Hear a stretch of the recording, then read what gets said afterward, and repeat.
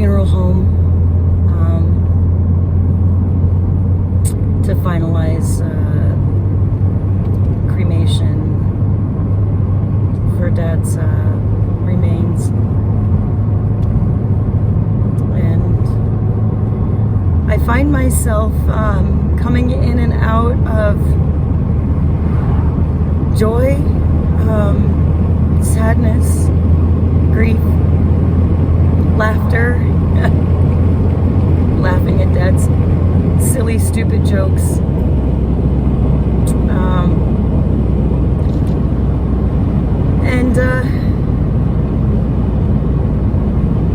I don't know, there's a calmness and a peace that no matter what happens from here, that everything's gonna be okay.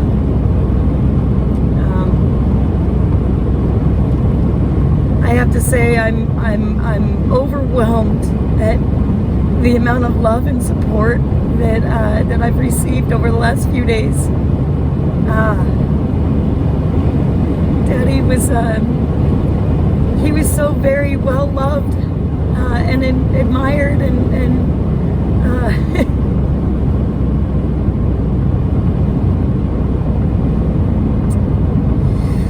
ooh, there's just moments, you know, where I just break down, and then there's moments where I think about something that he did or he said or just a mannerism or something. I just laugh so hard. Daddy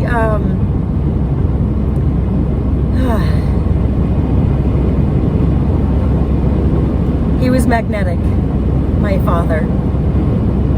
He really was. When I was a kid, we used to ride motorcycles. We go out to the desert at least once a month on the weekend with a whole group of motorcyclists, dirt bike riders, and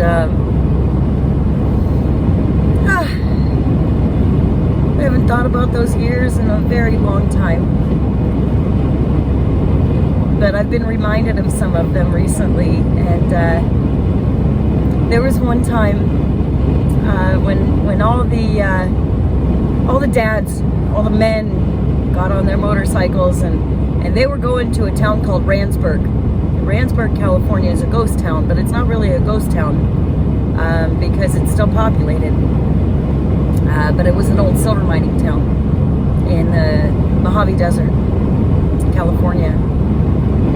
And the moms and all of us kids, we were going to meet them in Randsburg and have lunch after their ride. So Dad gave Mom the instructions on the directions on how to get there, except not by road, by motorcycle trail. Except we couldn't take the van there. So we got lost. We got very lost, and there's a group of I think there were 3 moms, Mom, Carol, and Donna, and all the kids, and we're all piled into Carol's van, and we're driving, and we don't know where we're going because we had never gotten there by road before. It had always been by motorcycle. So we got lost, and we came across a sheep herder and his flock. So we stopped, and a couple of the older kids got out, and I think my sister was one of them. I kind of fuzzy on that detail, but I will never forget that they got probably, I don't know, maybe a quarter of a third of the way out to where the shepherd was and his flock, and all of a sudden the kids started running back, and we could see that their dogs were chasing after the kids. Oh my goodness. So they got back in the van, and we realized that he wasn't going to help us. We ended up just going back to camp because we couldn't find it. And I want to say that when the dads got back to camp, and they got back before we did, they called on the CB to find out where we were because they were worried about us. And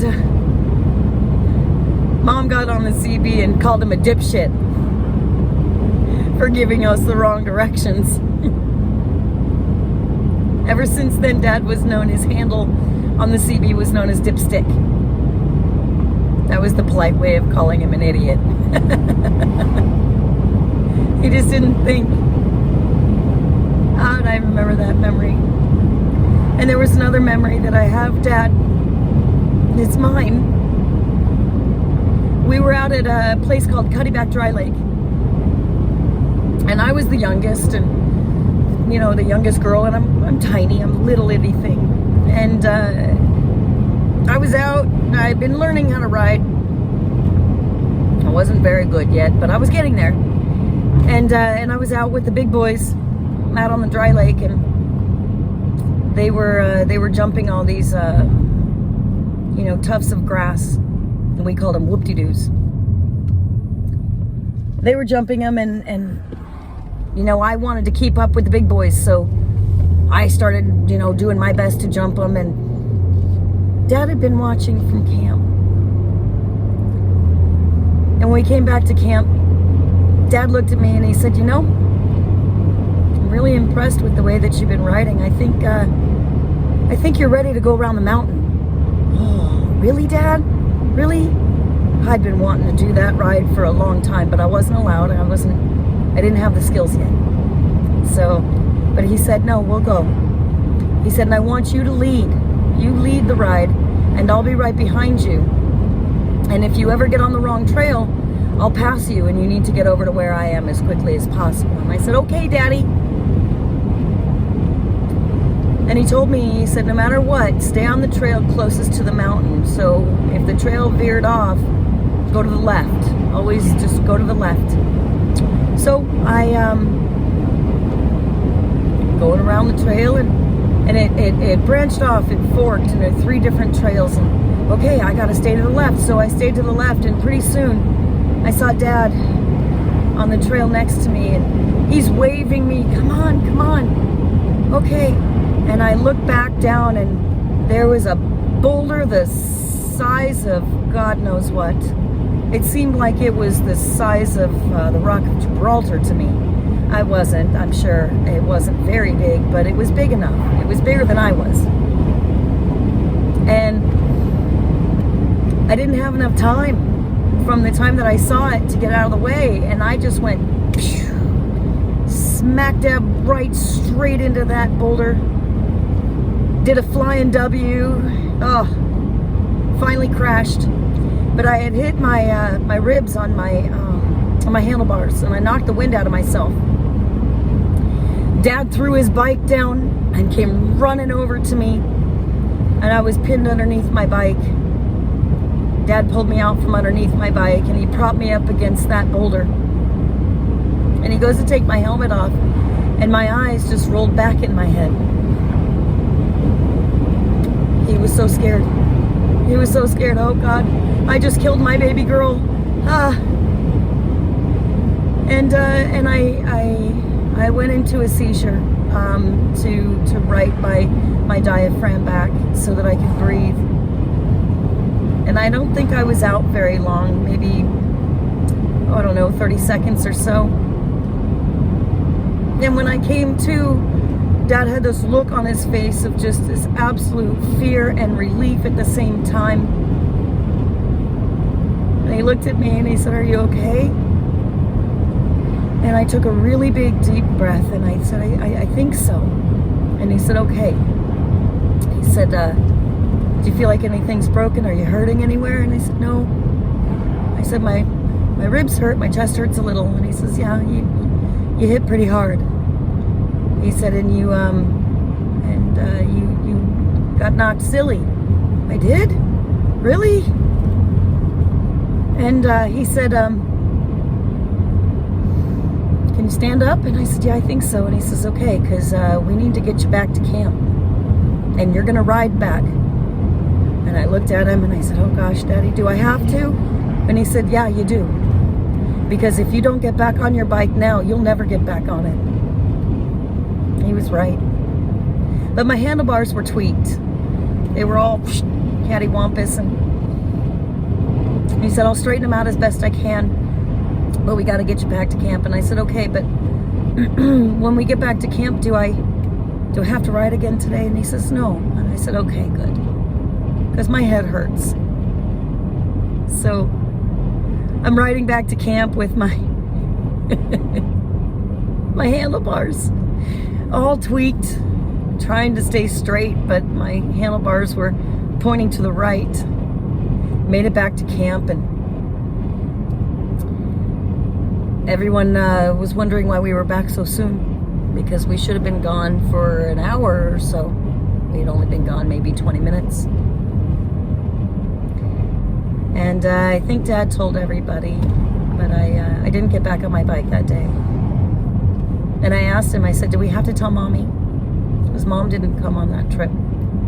And he said, no, we don't have to tell Mom. I said, I don't want to scare her. And he said, okay. That's one of my fondest memories of Dad, because when I came to, there was Daddy. It's right there. Every time I had a really bad injury or bad fall or whatever, Dad was always the one that could calm me down. Mom was the one that gave me comfort, but Dad would ease my mind and get me to be more logical about it instead of scared and freaking out. So that was one of those moments that you share with your parent. That's just very special. He really thought that he had killed his daughter. Thankfully, no, he didn't.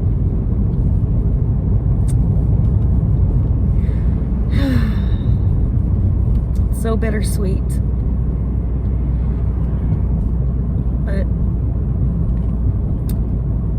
such is life, right? Que sera, sera. Whatever will be, will be. Had a beautiful service this morning at Minion, and I'm so very grateful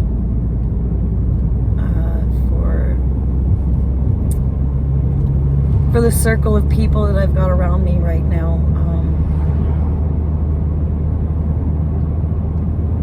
You just do what you do every single day, and you don't think about how much what you're doing is appreciated. You just do it. You kind of go numb inside a little bit.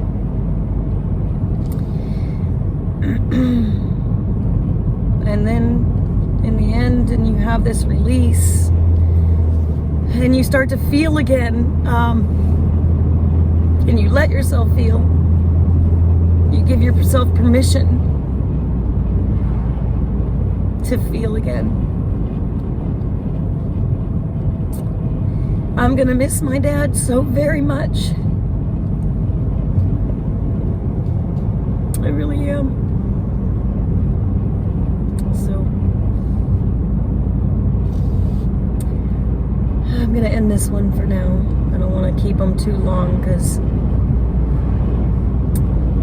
I just don't. So I hope everybody has a beautiful day,